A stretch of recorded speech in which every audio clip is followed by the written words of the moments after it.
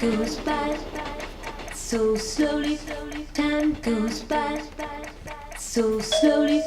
Time goes by. Moin. Moin. Hallo. Ich bin der Eilig. Und ich bin der Max. Habt ihr Lust auf eine kleine Zeitreise in die Vergangenheit? Wollt ihr mit uns ein paar Retro-Schätze erleben? Dann kommt mit.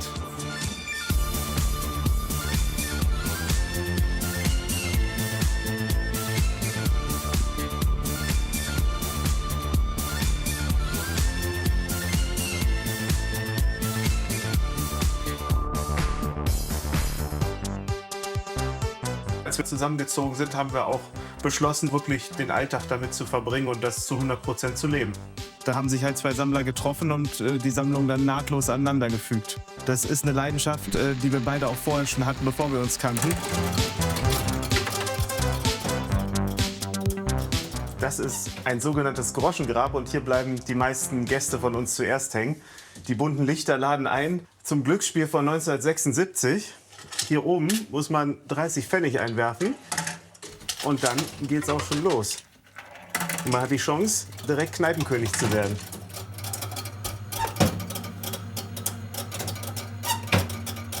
Aber heute nicht.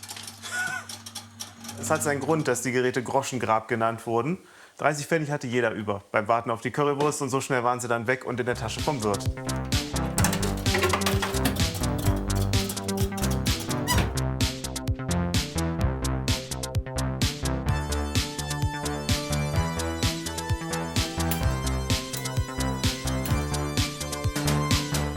Hier haben wir sozusagen auch noch mal ein kleines Schmuckstück von uns. Und zwar ist das so ein typisches Radio aus den Mitte 50er Jahren, ein Gerät Melodia.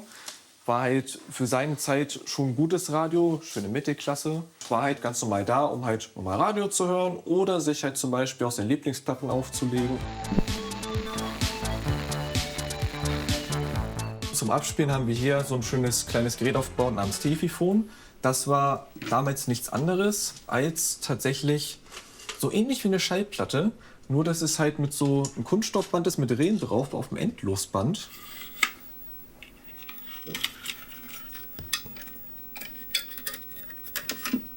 Und das wurde abgetastet wie eine Schallplatte, was man dann hier einmal raufgelegt hat auf dieses Gerät.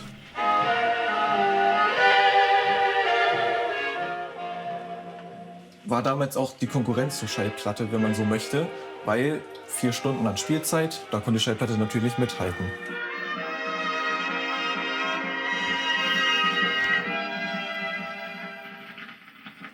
So, und jetzt gehen wir mal zusammen in unsere 70er-Jahre-Küche in einem der Zeit entsprechenden Farbton.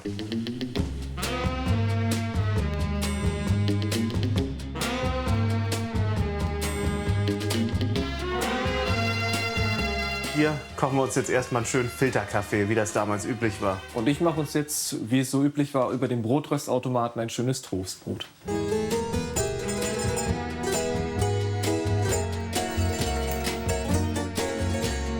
Was man hier halt sieht, ist halt so der typische Brotröstautomat aus den 50er Jahren.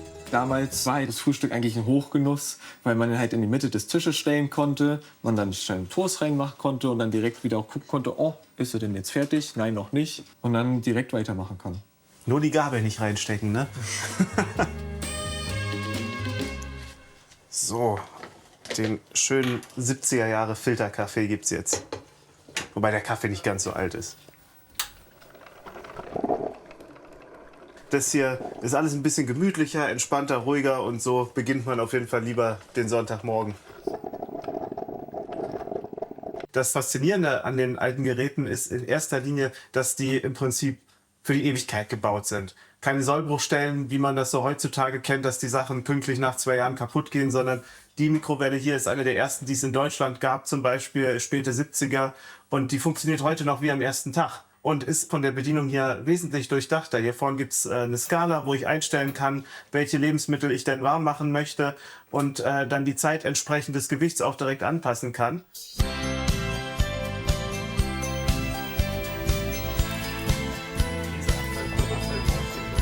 Wir haben uns kennengelernt im Deutschen Schallplattenmuseum.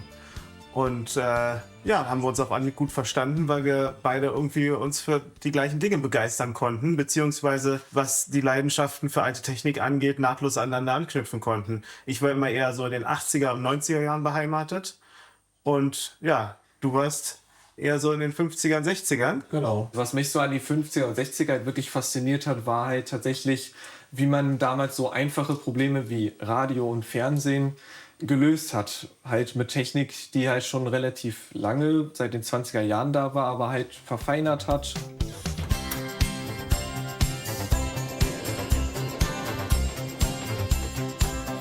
Wie wir so an die Geräte rankommen, ist zum einen über unsere Community. Wir sind halt auch selber Sammler, die wissen selber, was wir sammeln. Wir wissen teilweise auch, was die sammeln. Zum einen auch über Kleinanzeigen, da haben wir auch die meisten Geräte her. Flohmärkte ist natürlich auch immer ein großes Thema. Und auch unsere Familien, die wissen natürlich auch, dass wir sowas sammeln. Unsere Familien finden das tatsächlich total super, weil eben unsere Eltern das selber auch noch von früher kennen aus dem Alltag und das dann bei uns wieder so ein bisschen erleben können.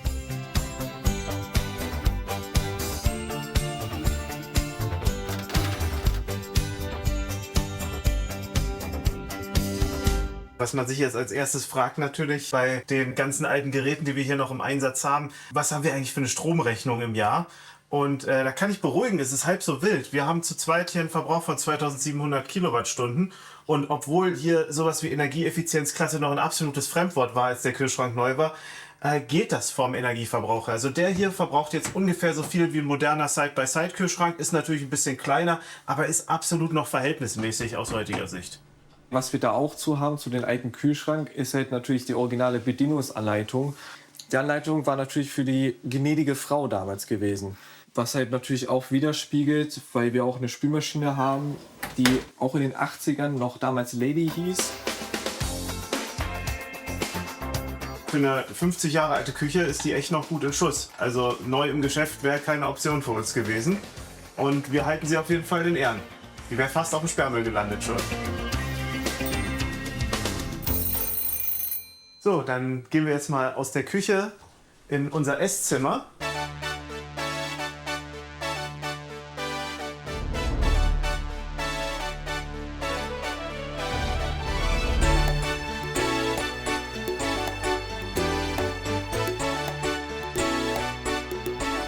Das Herzstück hier im Esszimmer ist unsere Rockola Rhapsody von 1962, eine Jukebox, wie sie damals in ganz vielen Kneipen stand.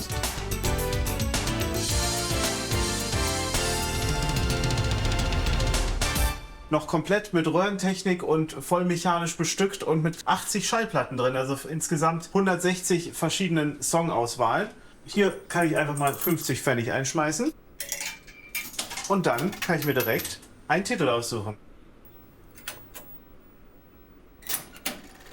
Er sucht sich die Platte raus, das dauert ein Momentchen.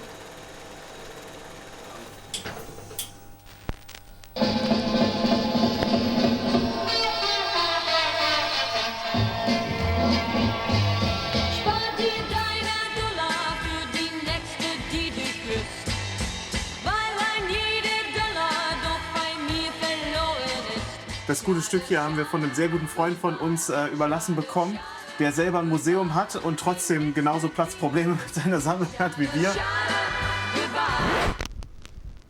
Bestückt haben wir die Jukebox komplett selber. Die ganzen Kärtchen, die kriegt man heutzutage noch. Das ist mit Schreibmaschine alles in feinster Handarbeit getippt. Wir bestücken die auch regelmäßig neu, dass sowas Saisonales drin ist. Zum Beispiel ein paar Weihnachtslieder zur entsprechenden Jahreszeit oder ein paar schöne Sommerschlager, wie gerade die Lust ist. Und wenn wir gerade nicht Musik hören hier, dann geht es auch viel um Videospiele bei uns. Genau, und zwar ist das hier so mein Metier. Es steht ja hier nicht viel, sag ich jetzt mal, in Vitrinen, aber meine Gameboy-Sammlung und Videospielsammlung sollte halt schon wirklich einen besonderen Platz bekommen. Angefangen hat eigentlich alles mit den Gameboys, und zwar nämlich mit den Game hier. Den hat mir damals mein Cousin im Krankenhaus geschenkt, als er 7 Jahre alt war. Er dachte sich, hier, warum gebe ich Ihnen nicht meinen Gameboy, meinen alten, mit Pokémon dazu, dass er sich die Zeit vertreiben kann. Ich bin tatsächlich besonders stolz auf den Gameboy Light hier oben. Das ist nämlich ein seltenes Exemplar, was es damals nur in Toys R Us in Japan gab. Den hatte mir ein Max zum Weihnachten damals geschenkt. Ja, als Sammler ist es immer schwierig, einem anderen Sammler ein Geschenk zu machen, weil wir wissen ja selber am besten, was wir suchen und suchen selber danach, und dann was zu finden, was der andere vielleicht nicht gefunden hat bisher, ist immer eine Herausforderung. Nach ein bisschen Recherche habe ich dann doch das Modell gefunden, und es war nicht ganz, ganz billig, aber du bist es mir auf jeden Fall wert.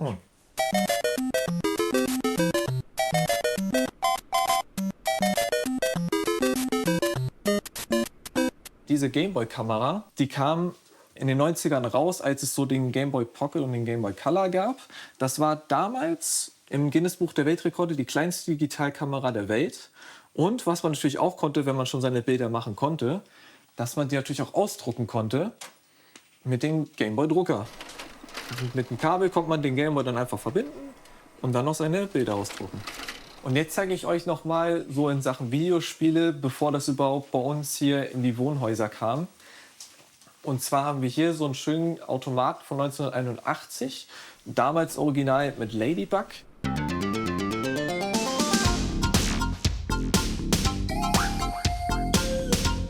Dieser Automat in dieser Bauform ist halt ein bisschen spezieller, hing aber damals tatsächlich so eher in Kneipen, aber auch in manchen Arcade-Hallen, die es damals gab.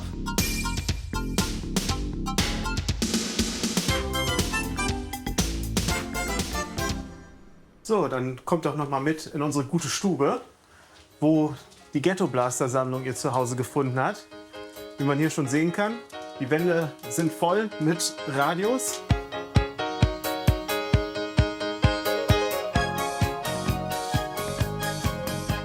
Damit habe ich vor über 15 Jahren angefangen und habe eigentlich nur einen Kassettenrekorder gesucht, um 3-Fragezeichen-Kassetten zu hören. Und aus einem wurden dann 2, dann waren es 3 und 15 Jahre später sieht es jetzt so aus.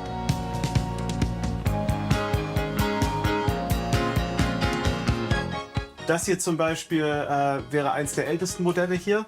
Wir sehen, es ist noch ein reines Monogerät. Und das war so der Prototyp, der Urtyp des Ghetto Blasters mit Überrollbügeln, sehr brachial, sehr robust gebaut, damit man es eben draußen auch benutzen konnte, um da Krach zu machen, seine Musik zu hören. Das ist das Jahr 1978 und das modernste, was hier steht, ist so aus dem Jahr 1986.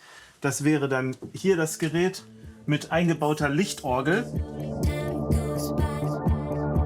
Auf jeden Fall mit Kultstatus, denn das Modell wurde zum Beispiel im Musikvideo von Madonna zu Hang Up verwendet und hat dadurch auch einen ganz schönen Preissprung erlebt.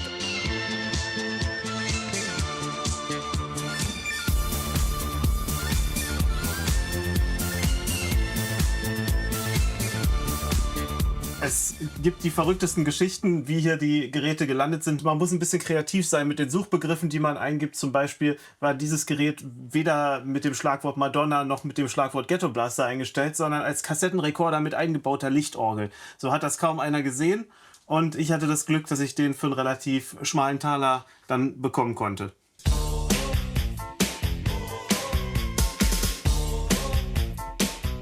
Es ist natürlich ganz faszinierend, wo dieses Phänomen Ghetto Blaster eigentlich herkommt, weil jeder kennt heute noch die Bauform und wenn man sich hier umguckt, wie viele verschiedene Ausführungen es gab für ein Gerät, das eigentlich ein und dasselbe macht.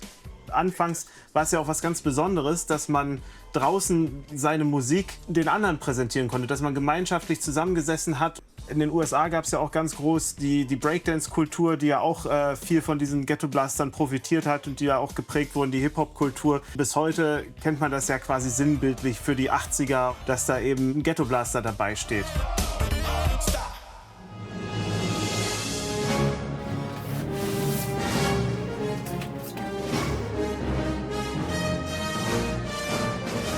Laserdisc war ein Format für absolute Filmliebhaber.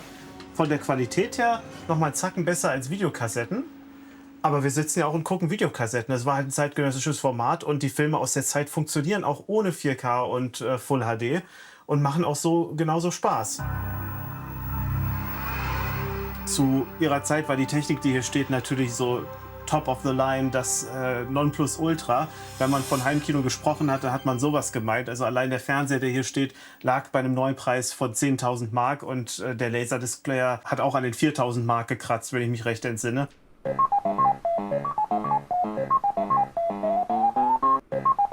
Dieser Tisch, das ist ein sogenannter Cocktail-Table, so heißt die Bauform. Ist im Prinzip wie der Automat, der drüben auch an der Wand hängt, nur eben als Tischform, war für die Spielhallen dementsprechend ganz praktisch, weil man auch Speisen und Getränke da einfach drauf abstellen konnte. Und wir nutzen den jetzt hier als Couchtisch und sitzen hier tatsächlich des Häufigeren und spielen dann ein bisschen Pac-Man gegeneinander.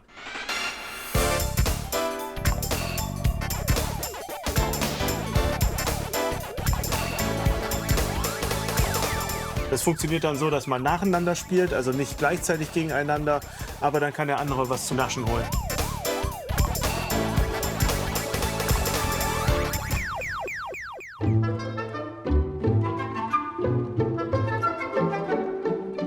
jetzt zeigen wir euch nochmal unsere kleine Retro-Werkstatt.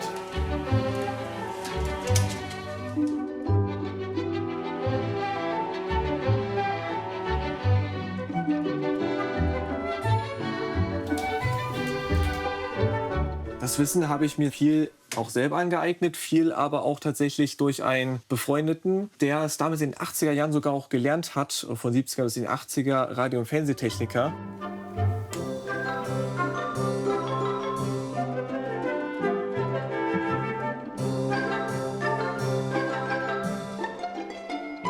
Es wird halt immer noch viel an Elektrosachen wirklich weggeworfen. Auch solche schönen Geräte, wo man sie wieder schön und leicht auch reparieren kann.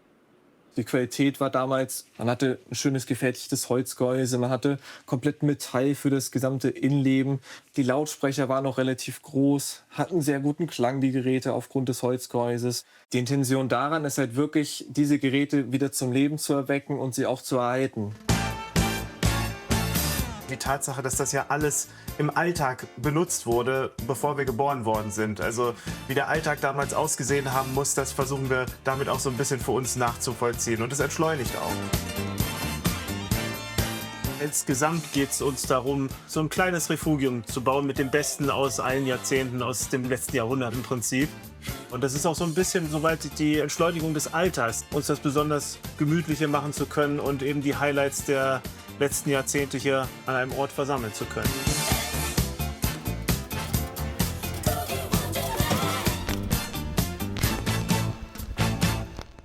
Wir hoffen, euch hat die Roomtour durch unsere Retro-Wohnung gefallen. Wenn ihr noch andere coole Wohnungen oder Häuser sehen wollt, dann klickt doch einfach hier oder abonniert einfach den Kanal. Tschüss!